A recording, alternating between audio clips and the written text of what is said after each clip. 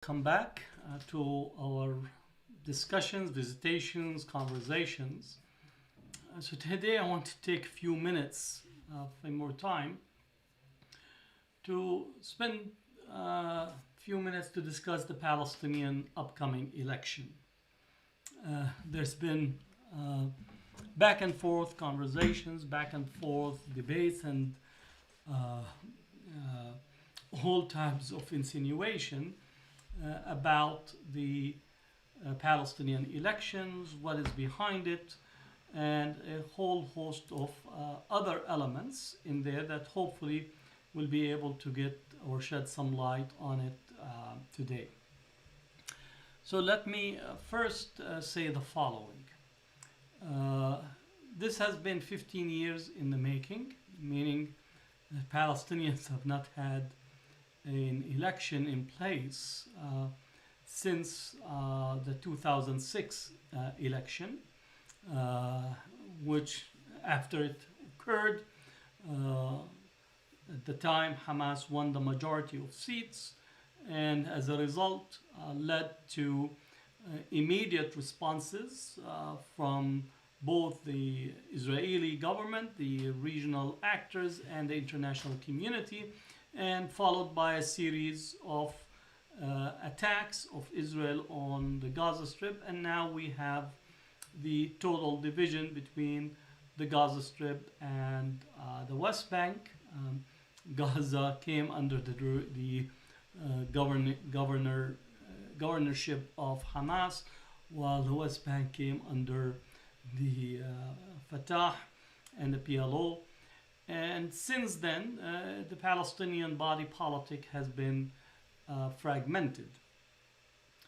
The election itself is being carried under an increasingly obvious apartheid system that is in place, an increasing settler colonialism that is confiscating and taking as many lands, property, demolition of homes, strangulation of everything related to the Palestinians.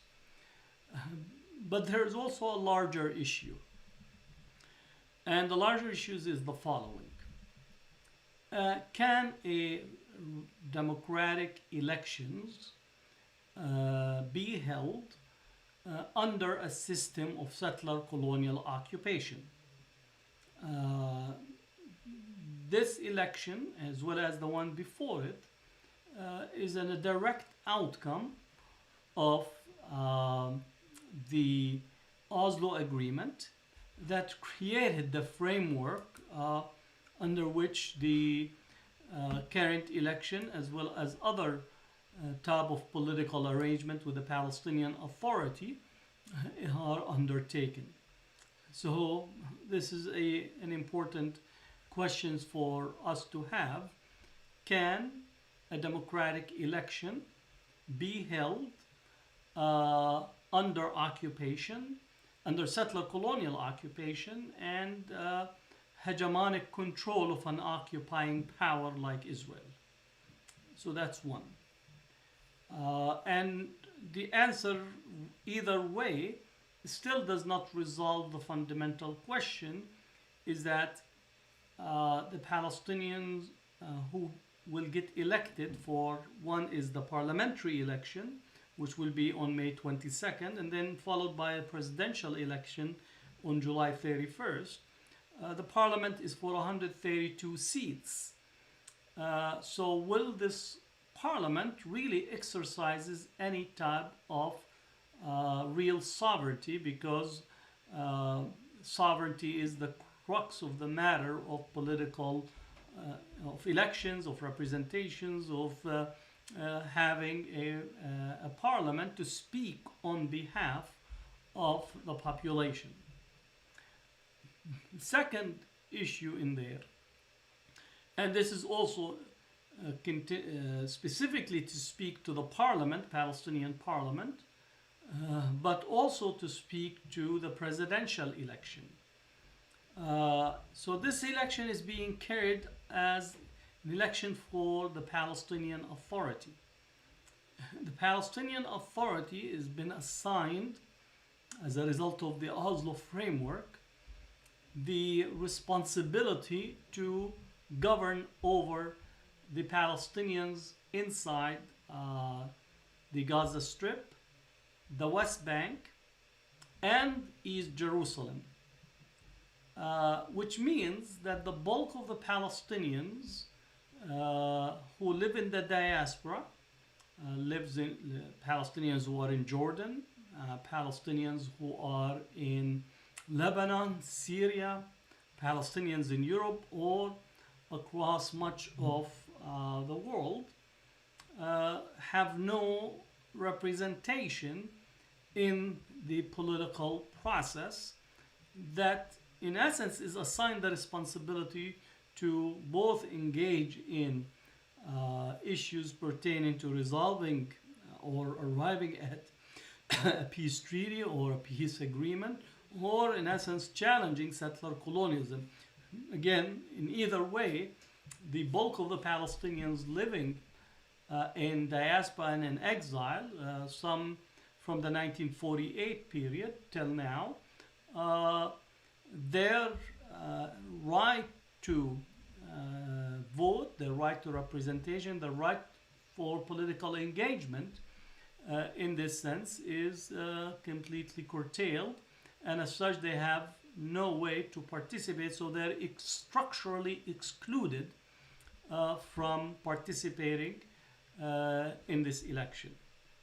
Okay. So that's a second issue in there. The third, which is really something that the whole Palestinian community, both inside Palestine as well as in the diaspora, the issue of the PLO, the Palestine Liberation Organization, and where does it at this point stand as a body that represented, or at least managed to successfully present the Palestinians across the globe at a time where the Palestinians were without a homeland to directly be in, and were also engaged in modes of resistance. The PNC, the Palestine National Council, have not really been elected, and there is discussion that there will be another elections to be carried out, but that the mechanism, the structures, the engagement, the participation, the inclusion of all Palestinians from across all walks of life from across the globe, that is not part of the discussions or not part of this process, which means that in essence is cementing the externalization and the removal of Palestinians from making a major or having a major say in their political affairs. So the PLO as a body has been completely weakened if it actually is left to any part of its influence, power, and significance at this particular time. So that raises bigger questions about the Palestinian political representation across the globe and what this election means. I do think that at a certain point the discussions about Palestinian participation and reconfiguration and rethinking of how to mobilize the vast Palestinian population inside and outside into a collective mode of engagement, both to elect our representative and to continue the struggle to free Palestine in reality, rather than accepting to be conducting an election under the guise of a settler colonial occupation. Now, just a little bit on what transpired so far. There are 36 candidate lists that have been approved by the election committee or body that is overseeing the election. Both Fatah and Hamas entered with their own lists, both putting a host of individuals to run. Same as the PFLP, Popular Front for Liberation of Palestine, Democratic Front for Liberation of Palestine, also have included lists into the election. But also Mohammed Dahlan, who's right in the United Arab Emirates, also is entering the mix with endorsing the future list, which also points to external political involvement in the political structure going into the election. And also there's a breakaway, or at least some aspect of Fatah, Nasser al-Qudwa, who is the nephew of Yasser Arafat, also entering into in the campaign or in the election in his own list, which resulted in President Mahmoud Abbas actually removing him from Fatah, which is a problematic undertaking in the sense of that such an effort would be undertaken. And interestingly enough, Nasser al-Qudwa's party, political party or political list, not party, was endorsed by Marwan al-Barghouthi, a Palestinian prisoner, political prisoner, that endorsed his list. But in general, there's about 36 lists, and while I would critique few of them, but it does point that the Palestinian society is thirsty for political engagement and for really putting together a government and a political structure that would represent its hopes and aspiration, and especially at this critical time where Israel have no restraint whatsoever, and it seems also the United States and other countries are basically looking the other way, if anything, aiding and abetting Israel policy as it relates to Palestinians, and coming on the heels of horrendous period under Trump. But now we have Biden that, in essence, while have provided the foreign aid to the Palestinians just yesterday, releasing the aid to the Palestinian, which is positive. I don't want to say that Palestinians don't need the much needed aid, and this is not to think that we are on the payroll of the United States. This is, in essence, the United States is part of the problem that, in essence, that creates and continue to create the misery of the Palestinians. So the least they could do is actually to send and to provide the support. And I know that much of that support often goes to security forces, but there are humanitarian issues that are needed. But the Biden administration has not changed on the fundamental aspects of what Trump has done in terms of the moving of the embassy to Jerusalem, the continued looking the other way when settlements are being expanded, which Netanyahu continues to expand the settlements unperturbed or unconcerned by U.S. Any aspect of U.S. policy. I don't think that the U.S. will do much of anything, and the continued demolition of Palestinian homes and making their life difficult almost on a regular basis. So those are the circumstances that the Palestinians face right now as we speak in relations to inside. So they are looking for a much more principled, transparent, you could say skilled, and to also represent the diversity of political point of views in Palestine. I think what we need is to really call for a united front Palestinian approach to this critical period that we are facing, because we're not only facing Israel as the settler colonial occupier that is on the ground. We're also dealing with a deteriorating Arab world that is more interested in normalization of relations with Israel, interested in its investment opportunities with Israel, and are rushing, if not running, to embrace Israel at the expense of the Palestinians with all types of machinations on the economy, political machinations, economic investment, and so on. So that's what we face regionally.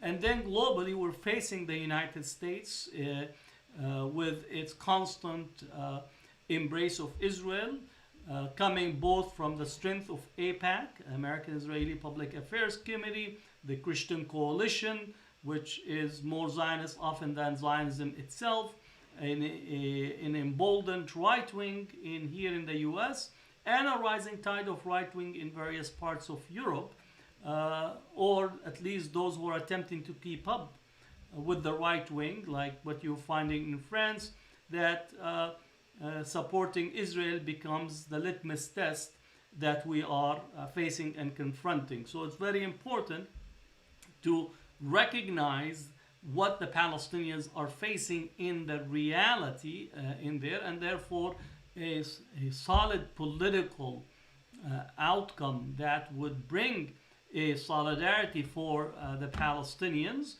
would be what is needed today. It's actually to think about that having such a representation will be very critical for us, and the election may present us with the opportunity to actually assert a different level and different notions, political notions, vis-a-vis the Palestinians. Now, both Israel as well as other players in the region are attempting to make it difficult in this sense. So there's a discussions about whether Palestinians who live in East Jerusalem, the Arab Palestinians in East Jerusalem, their right to vote was part of the so-called Oslo agreement and framework. The Palestinian Authority is asking for more polling sites to allow their participation. Israel is dragging its feet for this. So there are many elements on the ground that will also makes this democratic practice a little bit difficult to come by relative to the Palestinians. So the overall, this has been a 15-year in the making. What we hope is, again, that the Palestinians will elect whomever they choose, but the election has to be understood. It's an election that is being undertaken within a settler colonial project. And we should not lose understanding of the dynamics that this election is being undertaken, and not to think that the Palestinians by this elections are arriving or reaching a state of sovereignty. It's in essence arriving at a way for representation under the most extreme conditions. The last thing I want to mention is that the presidential election is going to raise a considerable challenge for us Palestinians across the world, because it limits who can vote, and at least in relations to President Mahmoud Abbas, who's been at least on record a few times being malleable to Israel's demands and Israel's needs, rather than thinking about representations of what are the needs of Palestinians. And I think we should assert internationally, as Palestinians, the right not only to participate in the elections, but also the right to nominate. The fact that we've been exiled from Palestine should not limit our ability to participate, to run for elections, to nominate individuals for elections, and more importantly, to vote. This is something that we should insist upon. And it should not be a difficulty, considering that the PLO have offices and have embassies and consulates and representation across the globe. So in essence, what we're calling, if you say that the PLO exists as the body that is engaging and representing the Palestinians. One way to express its viability and vitality is to actually make possible for Palestinians across the globe to go to the Palestinian embassy wherever it's possible, and wherever it's not, we could find mechanism to do so. Right? So you have a Washington office until recently that was representing the Palestinian interests in Canada. There is representation all over Europe, in Latin America, in Chile, in El Salvador, Brazil, Argentina. You speak of the 55 Muslim majority states that have representation. So it's not the lack of infrastructure, it's the lack of will to mobilize the infrastructure for Palestinians to have a say on their political affairs, especially at a time where the Palestinian political position is actually at its lowest in relations or in comparisons to Israel at this particular time. So I'm hoping that as we look at the parliamentary elections and the outcome that might arise, that we keep our eye on the broader issue, that this is not an end to settler colonialism, but it is one part of continuing to assert the Palestinians' right to have their own political representation, with an assertion to claim sovereignty, whether it's in the short term or the long term. So hopefully this was a conversation that you enjoyed. If you enjoyed it, please click on it and share it with others, and make sure to subscribe to the YouTube channel, and so we could continue to have this conversation. And if you have a topic that you want me to delve in, also add in the comment what topics you want me to delve in, and I'll be more than happy to do so in the future. So thank you, and assalamu alaikum, and good night for those here with us. For those across the world possibly listening, we also good morning, good evening, good afternoon at this point. Assalamu alaikum.